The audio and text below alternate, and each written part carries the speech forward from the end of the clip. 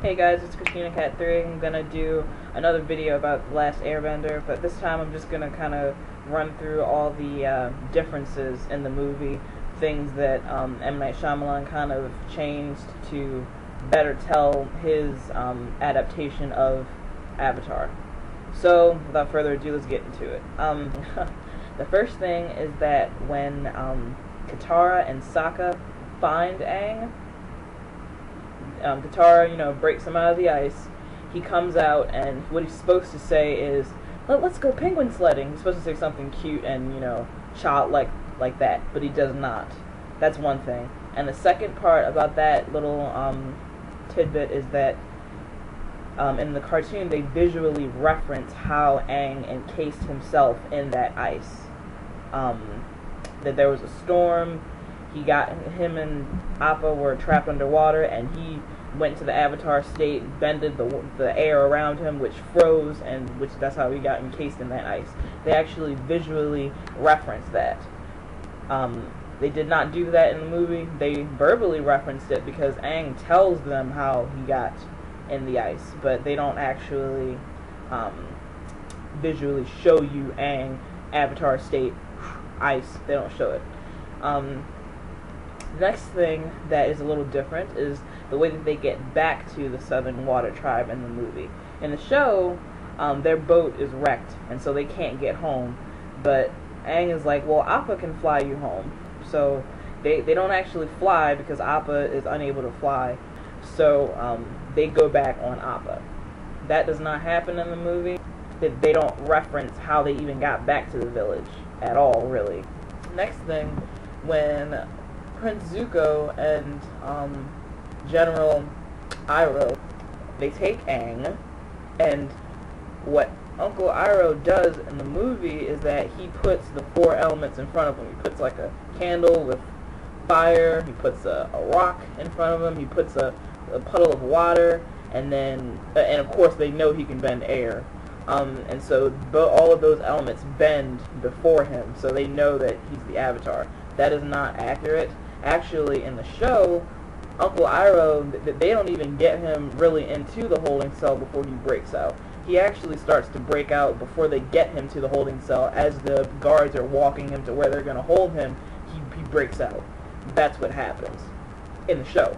Now, in the movie, they have him in the holding cell, and they do this little test, and then he breaks out that way and leaves, jumps on Appa, and all that.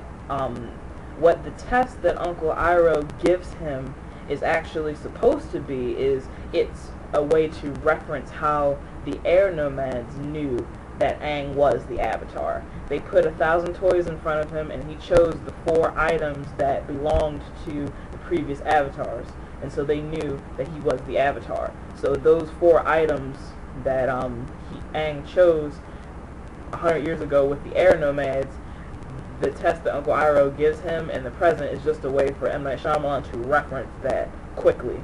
So I kind of had an issue with that because it did not happen in the show. That was completely him making it up.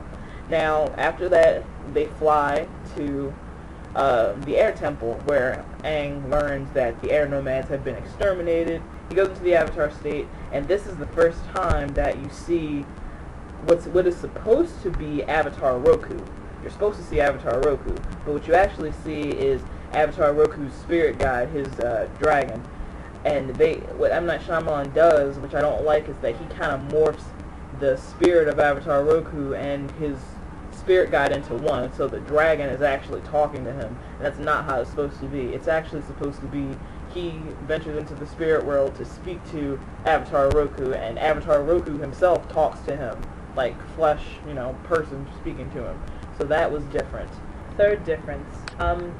After Aang speaks to Avatar Roku's dragon, and they are in the Earth Kingdom.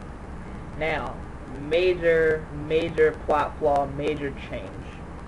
Now, they're in the field, and this kid runs up to them and hides behind them, and my guess is that this child is supposed to be Haru, who is an earthbender that they meet. Awesome earthbender, where basically what happens is the Fire Nation, they've taken over this city, and they took away all of the earthbenders, and they have them on this Fire Navy ship. And of course there's no earth around them, so they can't bend, and because of that, the general who is supervising all of the prisoners is able to, mentally break them, to where they won't even try to fight. Now, bending in the village is illegal, and if they find you bending, they will take you and put you on that ship. Now, Haru's father was taken away because he was an earthbender. Haru can earthbend, but his mother is strict about him not bending because she doesn't want him to be taken away. And now what happens is this old man is trapped under a bunch of rocks or whatever, and the only way to help him is to bend the earth to get the rocks off of him. And Haru's like, no, I can't do it, and Katara is like, please, you have to save this old man, he's gonna die. So Haru bends, and what's fucked up is that the old man that he saves goes and narcs on him. Well, they took him away. Now Katara, feeling responsible, she devises a plan to get herself arrested as an earthbender. Of course, she's not an earthbender, so Aang and Sokka had to kind of, fabricate a scenario of her earthbending to get her arrested, because she wanted to get on the ship and find a way to get him free. Now, in the movie, it does not happen that way. In the movie, Haru, I'm guessing it's Haru. Haru comes, the officers try to arrest him. Katara tries to waterbend to get the officers to leave them alone.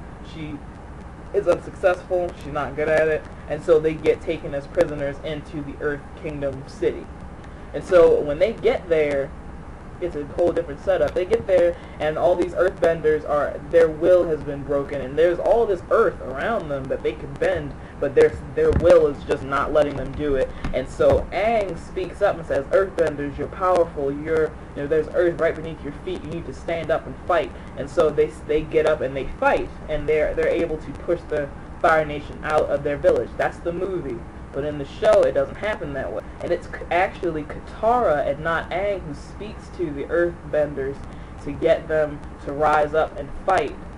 She's the one who is the driving force behind that whole thing. If she hadn't gotten herself arrested to get on the ship, if she hadn't spoken to them, their will would have never been enough to where they could fight. And in the end, Aang and Sokka, they devise a plan to bring coal from the inner workings of the ship so that the earthbenders could have earth to bend.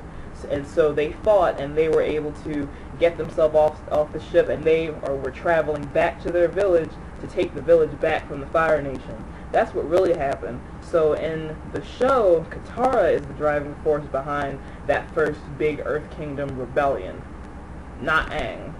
In the movie, M. Night Shyamalan makes Aang the driving force behind that, which is not accurate, and that's not how it happened. They were actually on a Fire Navy ship in the show, instead of in the actual Earth Kingdom with a shitload of earth around them that they could easily bend and get away.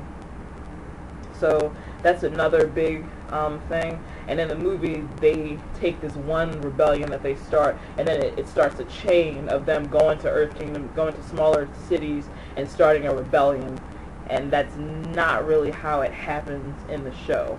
They actually took the fire from behind Katara and gave it to Aang, which I'm not too happy about that, because it should have just left the way it was. But also I can see why that happened. So that was another major change. Okay, going along with the Earth Kingdom Rebellion part of the movie, one small thing, another big-ass thing that they should have had in the movie, is at the end of the rebellion, when they get the Fire Nation out of the Earth Kingdom village, they go to this kind of store room where they have all these all the things that they took, the scrolls that the Fire Nation took that pertain to bending. And so Momo flies in, he's able to get a water scroll. That is not how they procured that particular water scroll. What actually happens is they find a boat with these pirates on it, and these pirates have this very rare water scroll, and Katara actually steals it from them. That's not how they got the water scroll, actually. So that was wrong. And after that little part about the scroll, they cut to the statue of Avatar Kyoshi. Now, at that point, they should have referenced the Kyoshi Warriors, and they did not. Now, as far as I know, I believe the Kyoshi Warriors were taken out of the movie, because the movie was beginning to be too convoluted with characters, so M. Night Shyamalan took them out. My thing is, why the fuck even put the statue of Avatar Kyoshi in there if you're not going to reference the Kyoshi Warriors? It kind of sucks. That's another big thing I had about the movie, because I would have loved to have seen Kyoshi Warriors. In the future, especially in Book 2, the Kyoshi Warriors are very important. They pop up time and time again. They do shit. They save people, and it's awesome, so they should have been in the movie.